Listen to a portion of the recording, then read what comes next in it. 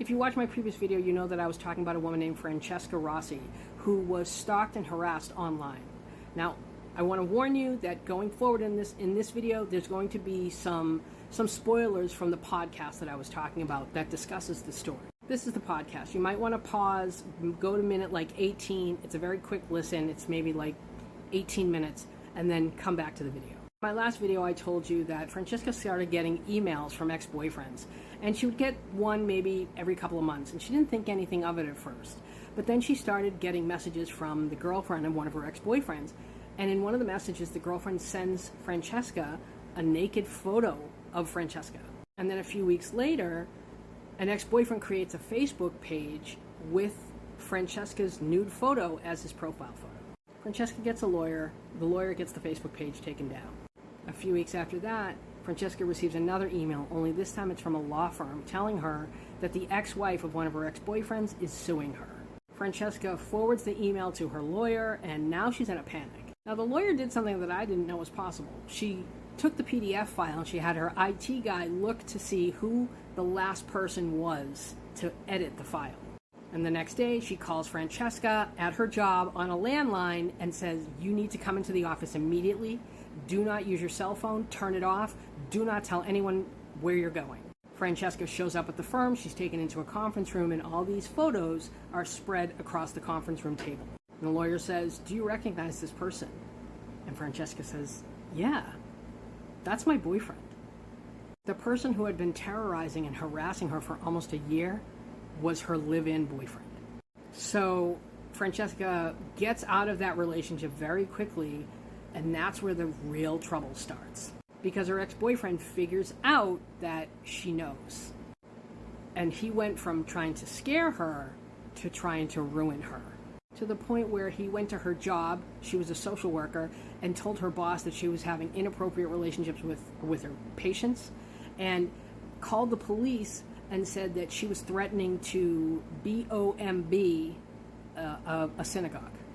Now, the thing about stalkers is that oftentimes the stalker is somebody that the victim knows, but not necessarily an intimate partner. It's usually someone that they've come in contact with or had some sort of brief connection with, like meeting on a dating app or meeting in a bar or, coming into your job like you're a waitress or a bartender. And the reason that's such a benefit to the stalker is because then they can start peppering their communications or their threats with information that only somebody close to the victim would know. Now, in Francesca's case, her boyfriend was reading her journals. He was watching her when she would go into her phone and put in her passcode.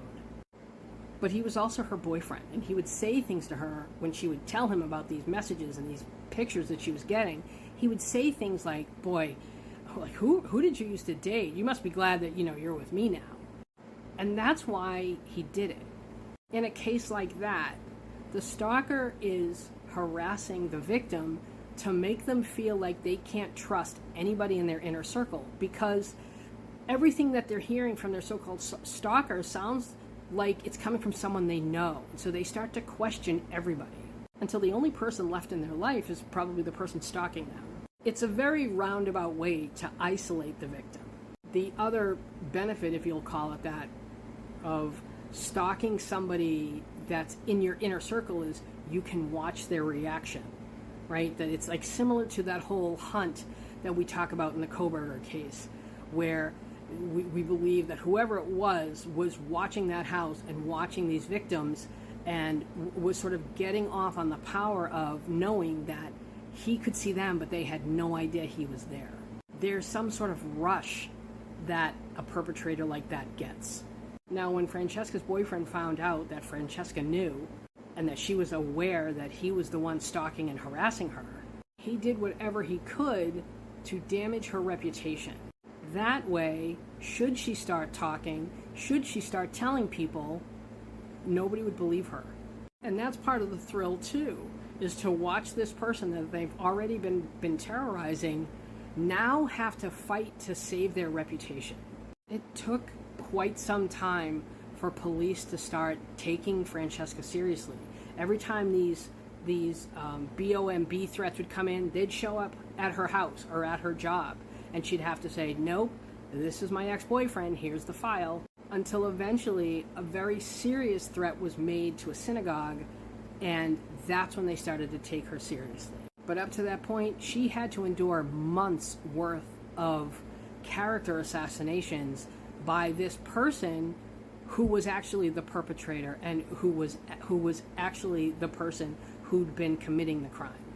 So once more, this is the name of the podcast. Fast forward to minute 18 or so to hear the full story. If you do listen to the podcast, and I recommend that you do, I would love to hear your thoughts in the comments, especially about the twist. And I'd want to know, have you ever experienced anything like this?